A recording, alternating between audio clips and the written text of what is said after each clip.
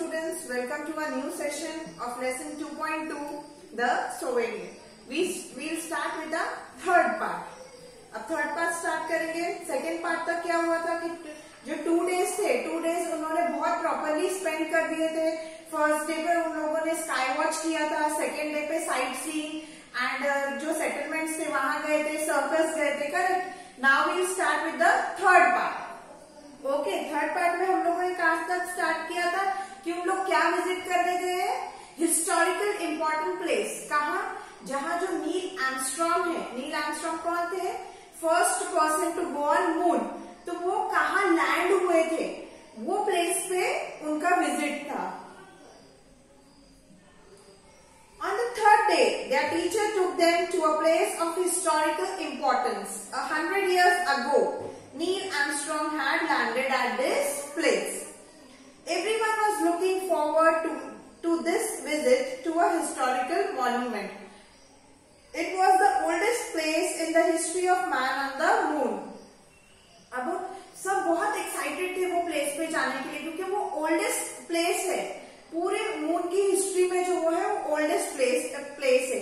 100 years ago की पहले की बात है वो. 100 years. The first footprint of Neil Armstrong was preserved on the moon land. मतलब उनका जो फर्स्ट फुटप्रिंट था जब वो वहां प्लेस पे उतरे थे, वो वहां प्रिजर्व करके रखा गया था. Beside the footprint was a grand statue of Armstrong. At the base of the statue was carved the first word uttered by a human on the moon. One small step for a man, one giant leap of mankind. और उनका ना वो place पे एक statue बनाया था, और statue का जो बेस है, बेस पे ना कर्व्ड मतलब लिखा गया था क्या? जो फर्स्ट वर्ड अटर किया था ना, फर्स्ट वर्ड अटर मीन्स बोलना. क्या बोला था? One small step of man, एक छोटा कदम मैन का. One giant leap of mankind, वो बहुत एक जायंट लीप होती है पूरे मैनकाइंड के लिए. तो ये जो वर्ड्स थे आर्मस्ट्रॉन्ग के, जो उन्होंने पहली बार मून पे बोला था, वो वहां उनके बेस, स्टैचू के बेस पे कवर किए हुए थे, मतलब कर्व किए थे, लिखे गए थे. The next attraction for the children was that they were going to wear the space suits for the first time. Then they were going to roam outside, experiencing the gravitational force of the moon. अभी ये सब चीजें उन्होंने उनके वो dome shape settlements के अंदर ही देखी थी. अब उनके लिए नेक्स्ट अट्रैक्शन क्या था कि वो फर्स्ट टाइम स्पेस सूट पहनेंगे, पूरा स्पेस सूट पहन के अब वो रियली जो मून का ग्रेविटेशनल फोर्स है, मतलब वो सेटलमेंट के बाहर अब जाएंगे और मून का ग्रेविटेशनल फोर्स जो है वो एक्सपीरियंस करेंगे first time. Be careful when you walk dear children, don't run और sprint, you will fall. The teacher was warning repeatedly, but who was in the mood to listen? They hopped, jumped and ran around. अब जैसे आप लोग भी trip पे जाते हो, कहीं जाते हो, तो हम लोग टीचर्स आपको कंटिन्यू इंस्ट्रक्शंस देते कि डोंट रोम, भागो मत, जंप मत करो, कूदो मत. तो सेम इंस्ट्रक्शन उनको दिया जा रहा था कि केयरफुल रहो हर चीज से, यहाँ वहां भागो मत, जंप मत करो. लेकिन वो चिल्ड्रन, उन लोग मूड में ही नहीं थे कुछ टीचर के सुनने के. उनको जो करना था वही, वो मस्त मजे कर रहे थे वहां पर. Buy ornaments specially made from the stones on the moon, very cheaper than those available in the shops in the settlement, cheaper and better. At least have a look, the roadside shopkeepers screamed at the top of their voice. अभी जब वो बाहर निकले moon के gravitational force में, तो वहां भी डोम शिफ्ट के बाहर जब निकले उन लोग सेटलमेंट के, तो वहां भी बहुत सारी शॉप्स थी शॉपिंग के लिए. करेक्ट.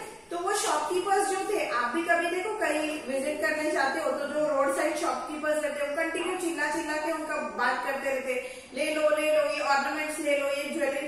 तो वहां भी जो ऑर्नामेंट्स ज्वेलरी की दुकान थी ना, तो वो शॉपकीपर्स कंटिन्यू बोल रहे थे कि ये चीप है, बहुत सस्ता है, आप अंदर से जो लिए होंगे, मतलब आपके सेटलमेंट के अंदर जो दुकानें होंगी उससे ज्यादा सस्ता हम लोग बेच गए, आप देख लो, एटलीस्ट एक बार आके देख तो लो, लुक तो दे दो. But sister buy, sister buy, हम लोग जैसे बोलते हैं ना, आप लोग सुने होंगे, बहन जी खरीद लो, अच्छा है, ऐसा है, उस टाइप में. Buy sister buy, I am selling this earrings really cheap. Saying this, he approached Saili and displayed the set of shining stones earring. अब वो ना साइली को घड़ी घड़ी बोल रहे थे, आप ये खरीद लो, ऐसे बोल के उन्होंने एक स्टोन के जो इयररिंग्स थे वो साइली के सामने प्रेजेंट किया. किसने? वो शॉपकीपर ने. Saili suddenly remembered her mother. Tomorrow they were to start on their return journey. She had completely forgotten her mother in the last 3 days. She felt terribly guilty. अब वो इयररिंग्स देख के साइली को उसकी मम्मी की याद आ गई और उसको ये याद आया कि कल तो उन लोग उनकी रिटर्न जर्नी पर है और उसने तो 3 दिन में मतलब उसकी मम्मी को एकदम ही भूल गई थी और उसने उसकी मम्मी के लिए कुछ भी नहीं लिया है, शॉपिंग नहीं की है उसकी मम्मी के लिए. Buy this sister, don't think much, cheaper, better, take it. और वो जो दुकानदार था, शॉपकीपर था, वो टोटली उसको घड़ी घड़ी कन्विंस करने की कोशिश कर रहा था कि ये इयररिंग्स खरीद लो. Saili looked around. The other children had proceeded ahead. Come on, give me those red earrings, quick, Saili pointed at them and asked, "What's the price?" साइली ने इधर उधर देखा, उसके साथ के जितने भी थे उसके फ्रेंड्स सब आगे चले गए थे. तो उसने क्या किया, फटक से वो शॉपकीपर को बोला कि आप उसको पॉइंट करके मुझे वो रेड वाले इयररिंग्स जल्दी से दे दो और उसकी प्राइस पूछी कि व्हाट इज द प्राइस, कितने का है. Only 1000 rupees. क्या बोला शॉपकीपर ने? Only 1000 rupees, replied the salesman और shopkeeper. Saili immediately paid the amount, took the earrings and ran to catch up with her friend. उसने जल्दी से 1000 रुपए निकाल के 1000 रुपीज निकाल के दिए और वो इयररिंग्स लेके उसने उसके पॉकेट में रख दिया और वो आगे भाग गई अपने फ्रेंड्स के पास. On returning home, Saili told her mother very enthusiastically, "Mommy, look what I have brought for you." अब उन लोग दूसरे दिन रिटर्न हुए, घर पे आए. अब साइली एकदम एंथुसियास्टिकली खुश होके एकदम उसकी मम्मी के पास जाती है और उसकी मम्मी को वो इयररिंग्स दिखा के बोलती है कि लुक मम्मी, मैंने आपके लिए क्या लाए हैं, देखो. Her mother picked up the earrings. She exclaimed, "Hello dear, how I am going to wear such heavy earrings?" अब उसकी मम्मी ने जैसे ही वो इयररिंग्स हाथ में लिए, उसकी मम्मी ने क्या बोला कि डियर मैं इतने हेवी इयररिंग्स कैसे पहनूंगी. अब वो इयररिंग्स हेवी क्यों थे? Saili immediately realized her mistake. Saili had purchased the earrings in the field of the moon's gravity. अब साइली को तुरंत अपनी मिस्टेक समझ में आ गई थी. साइली की मिस्टेक क्या थी? उसने वो इयररिंग्स मून की ग्रेविटेशनल फोर्स में खरीदे थे. तबकि स्टार्टिंग में ही जो रिसेप्शनिस्ट थी उन्होंने उनको इंस्ट्रक्शन दिया था कि जो भी आपको खरीदना है आप ये डोम शेप सेटलमेंट के अंदर से ही खरीदना, क्योंकि यहाँ की जो ग्रेविटेशनल फोर्स है वो अर्थ के साथ मैच होती है और बाहर के जो सेटलमेंट है उनकी जो ग्रेविटेशनल फोर्स है, बाहर के जो मून का ग्रेविटेशनल फोर्स है वो आपके अर्थ के साथ मैच नहीं होगा. 6 गुना कम रहता है ना मून पे. तो अभी क्या हुआ, इसने तो बाहर से खरीदे वो इयररिंग्स, मून की ग्रेविटेशनल फोर्स से खरीदे. तो वो इयररिंग्स जब अर्थ की ग्रेविटेशनल फोर्स पे आए वो 6 गुना उसका वजन बढ़ गया था, वेट में हेवी हो गए थे. एक एग्जाम्पल में दे रही हूं. अगर वो इयररिंग्स 1 kg के होंगे ऊपर, तो जब तक वो अर्थ की ग्रेविटेशनल फोर्स में आए वो 6 गुना बढ़ गए, मतलब वो 6 किलो के हो गए.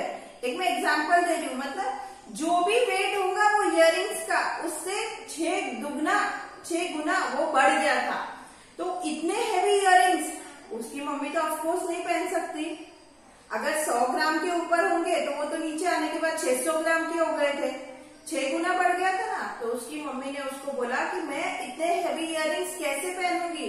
और साइली को तुरंत उसकी मिस्टेक समझ में आ गई कि हाँ, मैंने तो ये चीज मून की ग्रेविटेशनल फोर्स में खरीदी है और वो अर्थ से मैच नहीं होंगी. अर्थ पे आने के बाद वो चीज 6 गुना हैवी हो गई है. Okay, so here we end with the chapter 2.2. I hope you understood the chapter. Go through the chapter, read the chapter. Okay, write the meanings. Thank you.